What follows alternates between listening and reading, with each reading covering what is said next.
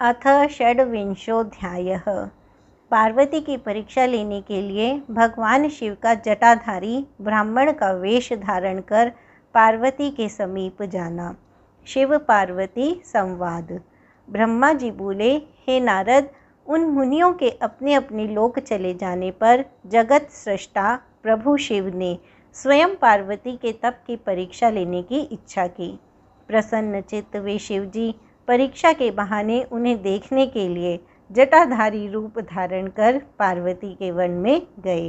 उन्होंने प्रसन्न मन से बूढ़े ब्राह्मण का वेश धारण किया और अपने तेज से देदीप्यमान हो दंड तथा छत्र धारण कर लिया था। वहाँ पर उन्होंने सखियों से घिरी हुई उन विशुद्ध पार्वती को वेदी पर बैठी हुई साक्षात चंद्रकला के समान देखा। तब ब्रह्मचारी का रूप धारण किए हुए वे भक्त वत्सल शिव उन देवी को देखकर प्रेम पूर्वक उनके समीप गए। उस अपूर्व तेजस्वी ब्राह्मण को आया हुआ देखकर शिवा देवी ने सभी प्रकार की पूजा सामग्री से उनका पूजन किया। इस प्रकार भली भांति पूजा सत्कार करने के अनंतर पार्वती जी प्रसन्नता के साथ उस ब्राह्मण से आदरपूर्वक कुशल पूछने लगीं। पार्वती बोली, हे ब्राह्मण, ब्रह्मचारी का स्वरूप धारण किए हुए आप कौन हैं और कहाँ से आए हैं? आप इस वन को प्रकाशित कर रहे हैं। हे वेद वेत्ताओं में श्रेष्ठ, यह सब मुझसे कहिए। ब्राह्मण बोले, मैं वृद्ध ब्राह्मण का शरीर धारण किए अपने इच्छानुसार चलने वाला एक बुद्धिमान तपस्वी हूँ। मैं दूसरों को सुख देने वाला तथा उनका उपकार करने वाला हूँ, इसमें संशय नहीं है। तुम कौन हो और किसकी कन्या हो? इस निर्जन वन में अकेली रहकर इतनी कठिन तपस्या क्यों कर रही हो, जो मुनियों के लिए भी दुष्कर है? तुम ना तो बाला हो ना ही वृद्धा, तुम तो सर्वथा तरुणी जान पड़ती हो। पति के बिना इस वन में इतनी कठोर तपस्या क्यों कर रही हो? हे भद्रे, क्या तुम किसी तपस्वी की सहचारिणी हो जो इतनी घोर तपस्या में निमग्न हो? क्या वह तपस्वी तुम्हारा पोषण नहीं करता अथवा तुम्हें छोड़कर अन्यत्र चला गया है? तुम किसके कुल में उत्पन्न हुई हो? तुम्हारे पिता कौन हैं तथा तुम्हारा क्या नाम है, यह बताओ। तुम तो सौभाग्यशालिनी हो, तपस्या में तुम्हारी आसक्ति तो व्यर्थ ही है। क्या तुम वेदों की जन्मदात्री सावित्री हो या महालक्ष्मी हो अथवा सुंदर रूप धारण किए हुए सरस्वती हो? इनमें तुम कौन हो, मैं अनुमान नहीं कर पा रहा हूँ। पार्वती बोली, हे विप्र, ना तो मैं सावित्री हूँ, ना महालक्ष्मी और ना ही सरस्वती हूँ। मैं हिमालय की पुत्री हूँ और मेरा वर्तमान नाम पार्वती है। पूर्व जन्म में मैं दक्ष की कन्या थी। उस समय मेरा नाम सती था। मेरे पिता ने मेरे पति की निंदा की थी, इसलिए मैंने योग मार्ग का अवलंबन कर अपना शरीर त्याग दिया था। मैंने इस जन्म में भी भाग्यवश शिवजी को ही प्राप्त किया, परंतु वे कामदेव को जलाकर मुझे छोड़कर चले गए। हे विप्र, शंकर जी के चले जाने पर मैं कष्ट से उद्विग्न हो गई और तप के लिए दृढ़ होकर पिता के घर से गंगा के तट पर चली आई। बहुत समय तक कठोर तपस्या करने के बाद भी मेरे प्राण वल्लभ सदाशिव मुझे प्राप्त नहीं हुए। इस कारण मैं अग्नि में प्रवेश करना चाहती हूँ, किंतु आपको देखकर क्षण मात्र के लिए रुक गई। अब आप जाइए। शिवजी ने मुझे अंगीकार नहीं किया, इसलिए मैं अब अग्नि में प्रवेश करूँगी। मैं जहाँ जहाँ जन्म लूँगी वहाँ भी शिव को ही वर रूप में प्राप्त करूँगी। ब्रह्मा जी बोले, इस प्रकार कहकर पार्वती ब्रह्मचारी द्वारा बारंबार निषेध करने पर भी अग्नि में प्रवेश कर गईं। पार्वती के अग्नि में प्रवेश करते ही उनकी तपस्या के प्रभाव से वह अग्नि उसी समय शीघ्र ही चंदन के समान शीतल हो गई। क्षण भर में अग्नि में रहने के बाद ज्यों ही वे द्युलोक में जाने को उद्यत हुई, तब विप्र रूप शिव हंसते हुए उन सुंदरांगी से सहसा पूछने लगे। द्विज बोले, हे भद्रे, तुम्हारी यह कैसी तपस्या है? मुझे तो तुम्हारी इस तपस्या का कुछ भी फल नहीं जान पड़ता। इस अग्नि ने तुम्हारे शरीर को भी नहीं जलाया और तुम्हारा मनोरथ भी प्राप्त नहीं हुआ। इसलिए हे देवी, सब प्रकार का आनंद प्रदान करने वाले मुझ विप्र वर के सामने तुम अपना मनोरथ ठीक से कहो। हे देवी, तुम पूर्ण रूप से इस बात को यथाविधि कह दो। परस्पर बातचीत से हमारी तुम्हारी मित्रता हो गई, अतः तुम्हें इस बात को गोपनीय नहीं रखना चाहिए। हे देवी, इसके पश्चात मैं पूछना चाहता हूँ कि तुम कौन सा वरदान चाहती हो। हे देवी, मुझे सारे वरदान का फल तुम्ही में दिखाई पड़ रहा है। यह तपस्या यदि तुमने दूसरे के लिए की है तो वह सारा का सारा तुम्हारा तप व्यर्थ हो गया और तुमने हाथ में रत्न को ले करके उसे खोकर पुनः कांच धारण किया। इस प्रकार की अपनी सुंदरता तुमने व्यर्थ क्यों कर दी? अनेक प्रकार के वस्त्र त्याग कर तुमने यह मृग चर्म क्यों धारण किया है? इसलिए तुम इस तपस्या का सारा कारण सत्य सत्य बताओ, जिससे कि उसे सुनकर ब्राह्मणों में श्रेष्ठ मैं प्रसन्नता प्राप्त करूं। ब्रह्मा जी बोले, जब इस प्रकार उस ब्राह्मण ने पार्वती से पूछा, तब उन सुव्रता ने अपनी सखी को प्रेरित किया और उसके मुख से सारा वृतांत कहलवाया। तदनंतर उस पार्वती से प्रेरित होकर पार्वती को प्राणों के समान प्रिय तथा उत्तम व्रत को जानने वाली विजया नाम की सखी उस ब्रह्मचारी से कहने लगी। सखी बोली, हे साधो, यदि आप इस पार्वती का श्रेष्ठ चरित्र एवं इसकी तपस्या का समस्त कारण जानना चाहते हैं तो मैं उसे कहूँगी, आप सुने। यह मेरी सखी पर्वतराज हिमालय की पुत्री है और पार्वती नाम से प्रसिद्ध है। इसकी माता मेनका है। अभी तक इसका विवाह किसी के साथ नहीं हुआ है। यह शिवजी को छोड़कर दूसरे को अपना पति नहीं बनाना चाहती। यह 3000 वर्ष से तपस्या कर रही हैं। हे साधो, हे द्विजोत्तम, उन्हीं के लिए मेरी सखी ने ऐसा तप आरंभ किया है। इसका भी कारण मैं आपसे कहती हूँ, आप सुने। यह पार्वती इंद्र आदि प्रमुख देवताओं एवं ब्रह्मा विष्णु आदि को छोड़कर केवल पिनाक पाणी शंकर को ही पति रूप में प्राप्त करने की इच्छा करती हैं। हे द्विज, तपस्या प्रारंभ करने के पूर्व मेरी सखी ने जिन वृक्षों को लगाया था उन सब में फूल फल आदि आ गए हैं। अतः प्रतीत होता है कि मेरी सखी के मनोरथ पूर्ण होने का समय आ गया है। यह मेरी सखी नारद जी के उपदेशानुसार अपने रूप को सार्थक करने के लिए, अपने पिता के कुल को अलंकृत करने के लिए और कामदेव पर अनुग्रह करने के लिए महेश्वर के उद्देश्य से कठिन तप कर रही हैं। हे तापस, क्या इसका मनोरथ सफल नहीं होगा? हे द्विज श्रेष्ठ, आपने मेरी सखी के जिस मनोरथ को पूछा था उसे मैंने प्रीतिपूर्वक कह दिया। अब आप और क्या सुनना चाहते हैं? ब्रह्मा जी बोले, हे मुने, विजया की इस यथार्थ बात को सुनकर वे जटाधारी रुद्र हंसते हुए यह वचन कहने लगे। जटिल बोले, सखी के द्वारा जो यह कहा गया है वह तो परिहास मालूम पड़ता है। यदि यह यथार्थ है तो देवी अपने मुख से कहें। ब्रह्मा जी बोले, इस प्रकार जब जटाधारी ब्राह्मण ने कहा तब पार्वती देवी अपने मुख से ही उन ब्राह्मण से कहने लगी। इति श्री शिव महापुराणे द्वितीयायां रुद्र संहितायां तृतीये पार्वती खंडे शिवा जटिल संवादो नाम षड्विंशोऽध्यायः। इस प्रकार श्री शिव महापुराण के अंतर्गत द्वितीय रुद्र संहिता के तृतीय पार्वती खंड में शिवा जटिल संवाद वर्णन नामक 26वां अध्याय पूर्ण हुआ। अथ सप्तविंशोऽध्यायः। जटाधारी ब्राह्मण द्वारा पार्वती के समक्ष शिवजी के स्वरूप की निंदा करना। पार्वती बोली, हे द्विजेंद्र, हे जटिल, मेरा समस्त वृतांत सुने। इस समय मेरी सखी ने जो कुछ भी कहा है वह सब सत्य है, कुछ भी झूठा नहीं है। मैंने मन, वचन एवं कर्म से शंकर जी का ही पति भाव से वर्ण किया है। यह बात मैं सत्य कहती हूँ, असत्य नहीं।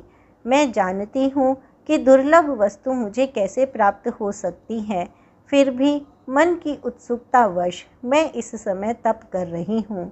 ब्रह्मा जी बोले। इस प्रकार उस ब्रह्मचारी से कहकर गिरिजा चुप हो गई। तब वे ब्राह्मण पार्वती की बात सुनकर कहने लगे। ब्राह्मण बोले, अभी तक मुझे यह बड़ी इच्छा थी कि यह देवी किस वस्तु को प्राप्त करने के लिए अत्यंत कठिन तप कर रही हैं। हे देवी, तुम्हारे मुख कमल से सारी बातें सुनकर और उसे जानकर अब मैं यहाँ से जाना चाहता हूँ। अब तुम जैसा चाहती हो वैसा ही करो।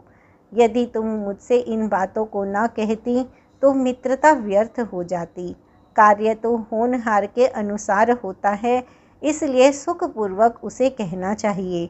ब्रह्मा जी बोले, हे नारद, इस प्रकार कहकर ज्यों ही उस ब्राह्मण ने जाने की इच्छा की, तभी पार्वती देवी प्रणाम करके उन द्विज से कहने लगी। पार्वती बोली, हे विप्रेंद्र, आप क्यों जा रहे हैं? ठहरिए और मेरे हित की बात कहिए। उनके ऐसा कहने पर वे दंडधारी रुक कर कहने लगे। ब्राह्मण बोले, हे देवी, यदि तुम सुनने की इच्छा करती हो और भक्ति पूर्वक मुझे रोकती हो तो मैं तुमसे वह सब तत्व कहता हूँ जिससे उनके विषय में तुम्हें भली भांति जानकारी हो जाएगी। मैं गुरु प्रसाद से महादेव को अच्छी तरह से जानता हूँ। जो बात सत्य है उसको कह रहा हूँ, तुम सावधान होकर सुनो। महादेव बैल की सवारी करते हैं, भस्म पोते रहते हैं, जटा धारण किए रहते हैं, व्याघ्र चर्म धारण करते हैं और हाथी का चमड़ा ओढ़ते हैं। वे कपाल धारण करते हैं तथा संपूर्ण शरीर में सांप लपेटे रहते हैं। वे विष पीने वाले, अभक्ष्य का भक्षण करने वाले, विरूपाक्ष और महाभयंकर हैं। उनके जन्म का किसी को पता नहीं है और वे गृहस्थोचित भोग से सर्वथा रहित हैं। वे दिगंबर, 10 भुजा वाले तथा भूत प्रेतों के साथ निवास करते हैं। हे देवी, तुम किस कारण से उन्हें अपना पति बनाना चाहती हो? तुम्हारा ज्ञान कहाँ खो गया है? इसे विचार कर मुझसे इस समय कहो। मैंने पूर्व समय में भी उनका भयंकर चरित्र सुना है। यदि तुम्हें उसे सुनने की इच्छा हो तो मैं कह रहा हूँ, उसे सुनो। पहले दक्ष कन्या साध्वी सती ने वृषभ वाहन शिव का वरण किया था। उसके साथ उन्होंने जैसा व्यवहार किया वह बात भी तुमने सुनी होगी। दक्ष ने स्वयं अपनी कन्या को इसलिए नहीं बुलाया कि वह कपाली की पत्नी है और यज्ञ में शिवजी को भाग भी नहीं दिया। इस अपमान से अत्यंत क्रुद्ध हुई सती ने अपने प्रिय प्राण त्याग दिए और उसने शंकर जी को भी छोड़ दिया। तुम सभी स्त्रियों में रत्न हो और तुम्हारे पिता भी पर्वतों के राजा हैं। फिर उग्र तपस्या के द्वारा तुम इस प्रकार के पति को क्यों प्राप्त करना चाहती हो? तुम सुवर्ण की मुद्रा देकर कांच क्यों ग्रहण करना चाहती हो और सुंदर चंदन को छोड़कर कीचड़ लगाने की इच्छा क्यों कर रही हो? सूर्य का तेज छोड़कर तुम जुगनू का प्रकाश क्यों चाहती हो और रेशमी वस्त्र को त्याग कर चमड़ा क्यों पहनना चाहती हो? घर में रहना छोड़कर वन में रहना चाहती हो और हे देवेशी, उत्तम खजाने को छोड़कर लोहे की इच्छा करती हो। जो तुम इंद्र आदि लोकपालों को छोड़कर शिव में अनुरक्त हुई हो, यह तो उचित नहीं है और यह लोक के सर्वथा विरुद्ध दिखाई पड़ता है। कहाँ तुम कमल के समान विशाल नेत्र वाली हो और कहाँ वे भयंकर 3 नेत्र वाले हैं। तुम चंद्रमा के समान मुख वाली हो और वे शिव 5 मुख वाले कहे गए हैं। तुम्हारे सिर पर सर्पिणी के समान वेणी सुशोभित है और शिव का जटाजूट तो प्रसिद्ध ही है। तुम्हारे शरीर में चंदन का लेप और शिव के शरीर में चिता का भस्म लगा रहता है। कहाँ तुम्हारा दुकूल और कहाँ शंकर का गज चर्म, कहाँ तुम्हारे दिव्य आभूषण और कहाँ शंकर के सर्प, कहाँ सभी देवता तुम्हारे सेवक तथा कहाँ भूतों तथा बलि को प्रिय समझने वाला वह शिव, कहाँ तुम्हें सुख देने वाला मृदंग वाद्य और कहाँ डमरू, कहाँ तुम्हारी भेरी की ध्वनि और कहाँ उनका अशुभदायक श्रृंगी का शब्द, कहाँ तुम्हारा ढक्का नामक बाजे का शब्द और उनका अशुभ गले का शब्द। तुम्हारा रूप उत्तम है और शिव का रूप नहीं है। यदि उनके पास द्रव्य होता तो वे दिगंबर कैसे होते। उनका वाहन भी बैल है तथा उनके पास और कोई सामग्री भी नहीं है। स्त्रियों को सुख देने वाले जो गुण वरों में बताए गए हैं उनमें से एक भी गुण विरूपाक्ष शिव में नहीं कहा गया है। उन्होंने तुम्हारे अत्यंत प्रिय कामदेव को भी भस्म कर दिया। उस समय तुमने अपना अनादर भी देख लिया कि वे तुम्हें छोड़कर अन्यत्र चले गए। उनकी जाति का पता नहीं है, उसी प्रकार उनके ज्ञान तथा विद्या का भी पता नहीं। पिशाच ही उनके सहायक हैं और उनके गले में विष दिखाई पड़ता है। वे विशेष रूप से विरक्त हैं, इसलिए अकेले रहते हैं। अतः तुम शंकर के साथ अपना मन मत जोड़ो। कहाँ तुम्हारा हार और कहाँ उनकी मुंडमाला, कहाँ तुम्हारा दिव्य अंगराग और कहाँ उनके शरीर में चिता भस्म। हे देवी, तुम्हारा और शंकर का रूप आदि सब कुछ एक दूसरे के विपरीत हैं। मुझे तो यह अच्छा नहीं लगता। अब तुम जैसा चाहती हो वैसा करो।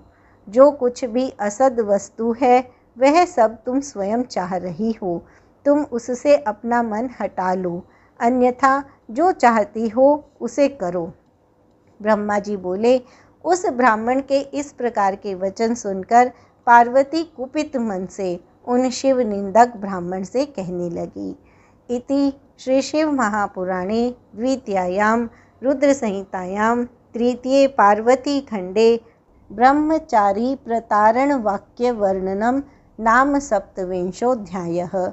इस प्रकार श्री शिव महापुराण के अंतर्गत द्वितीय रुद्र संहिता के तृतीय पार्वती खंड में ब्रह्मचारी प्रतारण वाक्य वर्णन नामक 27वां अध्याय पूर्ण हुआ।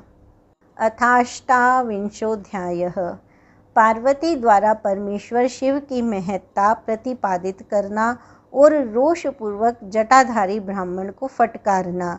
शिव का पार्वती के समक्ष प्रकट होना।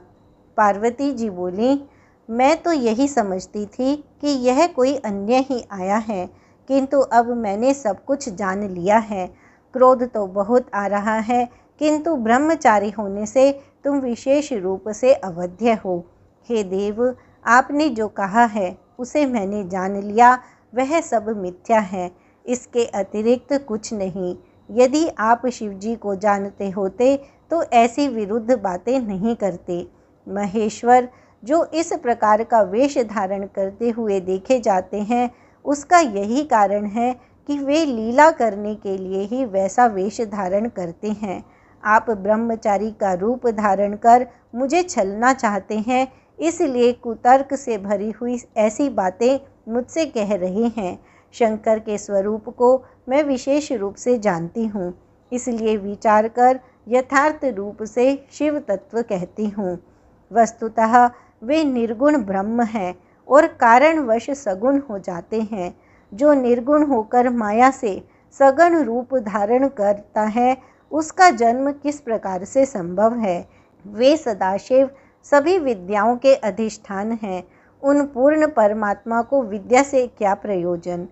कल्प के आदि में उन्हीं सदाशिव ने सर्वप्रथम विष्णु को उच्छ्वास रूप से वेद प्रदान किए थे। उनके समान कौन परम प्रभु है। जो सबका आदि कारण है, उसकी अवस्था का प्रमाण कौन कर सकता है। यह प्रकृति तो उन्हीं से उत्पन्न हुई है, फिर उनकी शक्ति का दूसरा कारण क्या हो सकता है। जो लोग प्रेम पूर्वक शक्ति के पति उन सदाशिव का भजन करते हैं, उनको शिवजी सदा ही अक्षय रूप तीनों शक्तियाँ क्रिया शक्ति, इच्छा शक्ति और ज्ञान शक्ति प्रदान करते हैं। जीव उन्हीं के भजन से निर्भय होकर मृत्यु को जीत लेता है, इसलिए त्रिलोकी में उनका मृत्युंजय नाम प्रसिद्ध है। उन्हीं के पक्ष में रहने से विष्णु ने विष्णुत्व प्राप्त किया है, ब्रह्मा ने ब्रह्मत्व तथा देवताओं ने देवत्व प्राप्त किया है। देवताओं में प्रमुख इंद्र जब भगवान शिव के दर्शनार्थ जाते हैं, तब भगवान शिव के जो द्वारपाल एवं भूत आदि हैं, सादर उनके दंडों में घिसा गया इंद्र का मुकुट सब प्रकार से उज्जवल हो उठता है। उनके विषय में बहुत बात करने से क्या, वे तो स्वयं प्रभु हैं। उन कल्याण स्वरूप शिव जी की सेवा करने से इस लोक में क्या नहीं सिद्ध हो जाता है।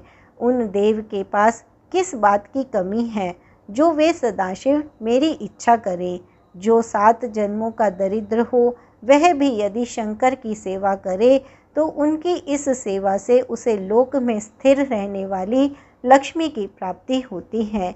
जिन्हें संतुष्ट करने के लिए 8 सिद्धियां सदा नीचे की ओर मुख किए, जिनके आगे सदा नृत्य करती हैं, उनसे हित होना कहाँ से दुर्लभ है।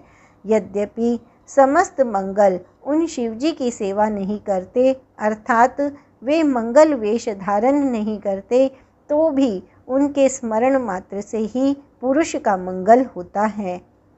जिनकी पूजा के प्रभाव से निरंतर समस्त कामनाएं पूर्ण हो जाती हैं, उन निर्विकार शंकर में विकार कहाँ से हो सकता है। जिसके मुख से शिव यह मंगल नाम निरंतर निकलता है, उस पुरुष के दर्शन मात्र से ही दूसरे प्राणी सदा पवित्र हो जाते हैं। हे ब्रह्मचारिण, जैसा आपने कहा है कि चिता की भस्म अपवित्र होती है, तो देवगण उनके अंग में शोभित भस्म सिर पर नित्य क्यों धारण करते हैं। जो देव जगत का कर्ता, भरता तथा हरता है, गुणों से संयुक्त है, निर्गुण तथा शिव है, उसे कोई किस प्रकार जान सकता है। ब्रह्म स्वरूप परमात्मा शिवजी का रूप सदा निर्गुण है, अतः आपके सदृश शिवद्रोही उन्हें किस प्रकार जान सकते हैं। जो दुराचारी, महापापी, वेद एवं देवता से विमुख हैं, वे निर्गुण रूप वाले शिव के तत्व को नहीं जान सकते। जो पुरुष तत्व को न जानकर शिव की निंदा करता है, उसका जन्म पर्यंत संचित किया गया पुण्य भस्म हो जाता है। आपने इस समय जो महातेजस्वी शिव की निंदा की है और मैंने जो आपकी पूजा की है, इसका पाप मुझे भी लग गया है। शिव जी की निंदा करने वाले को देखकर वस्त्रों सहित स्नान करना चाहिए और शिवद्रोही को देखते ही प्रायश्चित भी करना चाहिए। अरे दुष्ट, तुमने जो कहा कि मैं शिव को जानता हूँ, तुम्हें तो निश्चित रूप से सनातन शिव जी का कुछ ज्ञात नहीं है। वे रुद्र चाहे किसी भी स्वरूप वाले हों, रूपवान हों अथवा अरूपी हों, वे सज्जनों के प्रिय निर्विकारी प्रभु मेरे तो सर्वस्व हैं और मुझे अत्यंत प्रिय हैं। उन महात्मा सदाशिव की ब्रह्मा विष्णु भी किसी प्रकार समता नहीं कर सकते। फिर तो सर्वदा काल के अधीन अन्य देवता आदि हैं, वे किस प्रकार उनकी समता कर सकते हैं। इस प्रकार अपनी सत्य बुद्धि से विचार कर मैं उन शिव की प्राप्ति हेतु वन में आकर घोर तपस्या कर रही हूँ। वे ही परमेश्वर, सर्वेश एवं भक्त वत्सल हैं। दीनों पर अनुग्रह करने वाले, उन्हीं को प्राप्त करने की मेरी इच्छा है। ब्रह्मा जी बोले, हे मुने, इस प्रकार वे गिरि राजपुत्री मौन हो गईं और निर्विकार चित्त से पुनः शिवजी का ध्यान करने लगी। तदनंतर वे ब्राह्मण पार्वती के इस प्रकार के वचन को सुनकर पुनः ज्यों ही कुछ कहने को उद्यत हुए, उसी समय शिवजी में मन लगाए हुए और शिवजी की निंदा से परांग मुख रहने वाली पार्वती अपनी विजया नाम की सखी से शीघ्रतापूर्वक कहने लगी। पार्वती बोली, हे सखी, बोलने की इच्छा वाला यह द्विजाधम पुनः शिव की निंदा करेगा। अतः इसे प्रयत्न पूर्वक रोको, क्योंकि केवल शिव की निंदा करने वाले को ही पाप नहीं लगता, अपितु जो उनकी निंदा को सुनता है वह भी पाप का भागी होता है। शिव भक्तों को चाहिए कि वे शिव निंदक का वध कर दे। यदि वह ब्राह्मण है तो उसका त्याग कर देना चाहिए और उस स्थान से अन्यत्र चले जाना चाहिए। यह दुष्ट पुनः शिवजी की निंदा करेगा। ब्राह्मण होने के कारण यह अवध्य है, अतः इसका त्याग कर अन्यत्र चलना चाहिए, जहाँ जाने पर यह पुनः दिखाई ना पड़े। अब इस स्थान को छोड़कर हम लोग अविलंब दूसरे स्थान पर चलेंगे, जिससे इस मूर्ख ब्राह्मण से पुनः संभाषण न करना पड़े। ब्रह्मा जी बोले, हे मुने, इतना कहने के अनंतर ज्यों ही पार्वती ने अन्यत्र जाने के लिए अपना पैर उठाया, इतने में ब्रह्मचारी स्वरूप साक्षात शिवजी ने पार्वती को पकड़ लिया। उन शिव ने उस समय जैसा पार्वती ध्यान कर रही थी उसी प्रकार का अत्यंत सुंदर रूप धारण कर उन्हें दर्शन दिया और पुनः नीचे की ओर मुख की हुई पार्वती से वे शिव कहने लगे। शिवजी बोले, हे देवी, तुम मुझे छोड़कर कहाँ जा रही हो? मैं तुम्हें नहीं छोड़ूंगा। मैं तुम्हारे ऊपर प्रसन्न हूँ। मेरे द्वारा तुम्हारे लिए कुछ भी अदेय नहीं है। आज से मैं तुम्हारे तपो से तुम्हारा खरीदा हुआ दास हो गया। तुमने अपने सौंदर्य से मुझे मोल ले लिया है। तुम्हारे बिना एक क्षण भी युग के समान है। हे गिरिजे, तुम लज्जा का त्याग करो। तुम तो मेरी सनातन पत्नी हो। हे महेश्वरी, इसे तुम अपनी सद्बुद्धि से स्वयं विचार करो। हे दृढ़ मन वाली, मैंने तुम्हारी अनेक प्रकार से परीक्षा की। तुम लोक लीला का अनुसरण करने वाले के इस अपराध को क्षमा करो। मैंने तुम्हारी जैसी पतिव्रता सती स्त्री लोक में कहीं नहीं देखी। हे शिवे, मैं सर्वथा तुम्हारे अधीन हूँ। तुम अपनी कामना पूर्ण करो। हे प्रिय, तुम मेरे पास आओ। तुम मेरी पत्नी हो तथा मैं तुम्हारा वर हूँ। अब मैं तुम्हें अपने साथ लेकर पर्वतों में उत्तम अपने घर कैलाश को चलूँगा। ब्रह्मा जी बोले, देव देव शंकर जी के इस प्रकार कहने पर पार्वती को बड़ा आनंद प्राप्त हुआ और उन्हें पूर्व समय में तपस्या के कारण जो दुख हुआ था वह तत्क्षण ही दूर हो गया। हे मुनि सत्तम, पार्वती का सारा श्रम दूर हो गया, क्योंकि फल के प्राप्त हो जाने पर प्राणी का पूर्व में किया हुआ सारा श्रम नष्ट हो जाता है। इति श्री शिव महापुराणे द्वितीयायां रुद्र संहितायां तृतीये पार्वती खंडे पार्वत्या शिव रूप दर्शनम नाम 28वाध्यायः। इस प्रकार श्री शिव महापुराण के अंतर्गत द्वितीय रुद्र संहिता के तृतीय पार्वती खंड में पार्वती को शिव रूप दर्शन नामक 28वां अध्याय पूर्ण हुआ।